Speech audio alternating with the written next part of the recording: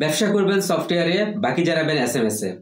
Doubles of ইশপ দিয়ে আপনার supplier laser কিভাবে তৈরি করবেন। সাপ্লায়ার লেজার তৈরি করার জন্য আপনাকে সর্বপ্রথম একটি সাপ্লায়ার অ্যাড করতে হবে। আর সাপ্লায়ার অ্যাড করার জন্য আপনাকে অ্যাকাউন্টসে ক্লিক করে সাপ্লায়ারে ক্লিক করে অ্যাড সাপ্লায়ার করতে হবে। অ্যাড সাপ্লায়ার করলে আপনার সামনে একটি ফর্ম আসবে, সেই ফর্মে আপনি ডেটা আপনার সাপ্লায়ারের ইনফরমেশন দিন, আপনার সাপ্লায়ারের নাম এবং ফোন নাম্বার বেসিক ইনফরমেশন দিয়ে সেভ করে দিন। তাহলে আপনার সফটওয়্যারে একটি সাপ্লায়ারের নাম অ্যাড হয়ে যাবে। তাহলে একটি পারচেজ করার জন্য সাপ্লায়ারের নাম এবং প্রোডাক্টের নাম দিয়ে প্রাইস কোয়ান্টিটি দিলে বুঝতে আপনার টোটাল দাঁড়ায় যাবে। এবং পেমেন্ট যদি আমরা না করি সেক্ষেত্রে ডিউ করলে এটা আমাদের সাপ্লায়ার লেজারে চলে যাবে।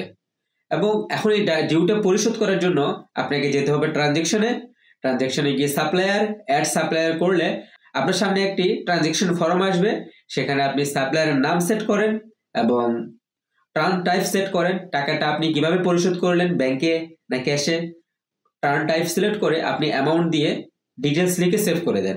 সেক্ষেত্রে আপনার সাপ্লায়ার লেজারের থেকে টাকাটা মাইনাস হয়ে যাবে। ভিডিওটি দেখার জন্য থ্যাংক ইউ। আসসালামু আলাইকুম।